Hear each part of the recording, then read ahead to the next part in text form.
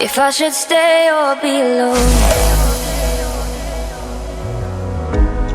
Won't you make up your mind? 'Cause I'm getting tired of overthinking every move you make. And I can help you decide who you're loving now, and how I'm not quite there somehow. My intuition says to give you up, but my heart can't easily let you go. Salam Planter Indonesia, Assalamualaikum warahmatullahi wabarakatuh. Di malam hari yang berbahagia ini, izinkan The Brondol bicara tentang menanggapi sebuah pernyataan dari sahabat The Brondol atau seorang petani, dimana bahwa Pak Pendi yang penting saya tuh beratnya saja, maka solusinya adalah bibit cabutan. Bibit cabutan adalah solusi terbaik bagi saya seorang petani untuk bisa mendapatkan berat maksimum di dalam budidaya tanaman kelapa sawit. Saya bilang bahwa hal ini adalah hal yang salah. Karena apa? Bahwa di dalam bibit cabutan ada beberapa kerugian yang harus kita nikmati jika kita tetap menanamnya. Para planter dan para petani semuanya, mohon perhatikan bicara tentang bibit cabutan. Sebenarnya siapakah bibit cabutan gitu ya? Bahwa di dalam budidaya kelapa sawit sendiri, untuk bisa mendapatkan bibit bersertifikat yang adalah Tenera ini, maka bahwa di dalam balai penelitian kelapa sawit atau balai sebuah yang menghasilkan produk bibit bersertifikat, ini adalah bersertifikat, misalnya bersertifikat ini ada persilangan adalah Dura, ada Piscifera. Ini disilangkan sehingga menghasilkan 100% Tenera. 100% Tenera. Jadi pertanyaannya, jikalau kita mendapatkan bibit bersertifikat dari sebuah balai yang menangkarkan kecambah bersertifikat, misalnya PPKS, Lonsum, kemudian Sokvindo, kemudian Sriwijaya, Topaz Asian Agri dan sebagainya, ada 19 balai itu, maka yang dijual adalah 100% Tenera. Ketika 100% Tenera ini Pak Pendi masih ada di Dura di lapangan, itu angkanya di bawah 0,0 ya, sekali lagi 0,01% saja kadang-kadang nggak nyampe. Dari 10 blok yang ada di sini, misalnya di dalam replanting baru kami di sini, itu hanya 1 Duranya saja.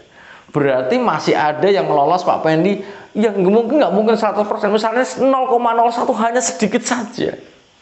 Sehingga bibit inilah yang sekarang dijadikan sebagai bibit bersertifikat atau bibit unggul tanaman kelapa sawit.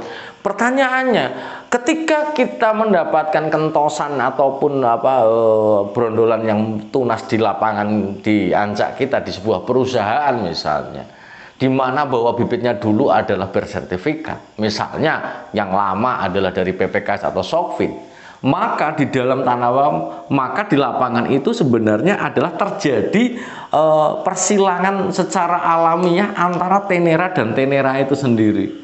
Misalnya gini, ini tanaman kita ditanam seperti ini di lapangan, kemudian ini Tenera, ini Tenera, ini Tenera, Tenera, tetangganya Tenera, ini Tenera, semuanya bibit bersertifikat. Ketika kita mengambil brondolan ini, ada kemungkinan bahwa bunga betina ini bisa terserbuki dari sini, terserbuki dari sini, terserbuki dari sini, maka akan menghasilkan Tenera yang terserbuki oleh Tenera.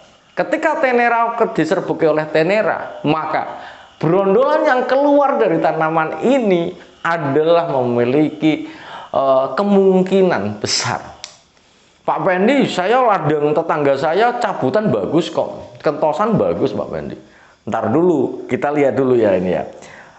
Di dalam Tenera terserbuki oleh Tenera atau persilangan antara Tenera dan Tenera alami di lapangan, maka secara teoritis itu adalah menghasilkan 25% Dura, 25% Piscifera, dan 50% Tenera. Berarti kentosan yang kita ambil di sini belum tentu Dura. Sekali lagi, belum tentu Dura. Ini adalah kerugian pertama yang harus kita nikmati ketika kita ngambil kentosan. Belum tentu Dura. Tapi di sini adalah 25% Dura. Brondolan yang kita tanam nantinya adalah kemungkinan adalah 25% Dura. Hanya 1/4%-nya saja, 1/4 bagian saja. 25% Piscifera, di mana ini adalah kemungkinan menjadi tanaman yang penyerbukannya tidak sempurna, pembentukan brondolan juga tidak sempurna. Ini kerugian ketika kita ada Piscifera ketika menggunakan bibit cabutan itu sendiri.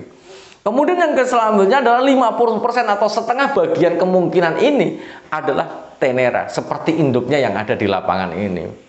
Apakah kita tetap memaksakan menggunakan bibit cabutan ini yang masih ada 25% Piscifera? Belum tentu. Bapak namanya kita gambling gila, saya bilang.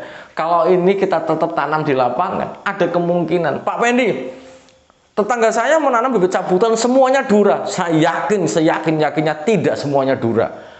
Seyakin-yakinnya, karena Dura adalah ketika kita pengen mendapatkan 100% Dura ini, maka ini harus kita silangkan di mana bahwa Dura kali Dura.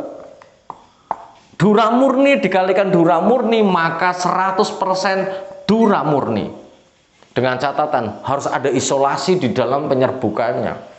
Apakah bibit yang kita dapatkan Dura ini adalah Dura murni atau enggak? Kita nggak tahu. Itu kita nggak ngerti, kita nggak tahu itu apakah murni. Ketika ada tanaman bagus Dura diserbuki Dura, apakah menghasilkan 100% Dura? Mungkin menghasilkan 100%, tapi masih ada yang harus ditanyakan adalah induknya Dura murni atau tidak. Itu yang harus saya jelaskan. Kerugian yang kedua, para planter dan para petani semuanya, ketika kita menggunakan bibit bersertifikat, maka bibitnya adalah dari kecambah yang ada adalah sudah diuji secara detail oleh balai yang mengeluarkan kecambah bersertifikat. Tapi kalau kita mengambil ini, kerugian yang kedua adalah terjadinya genetik yang acak.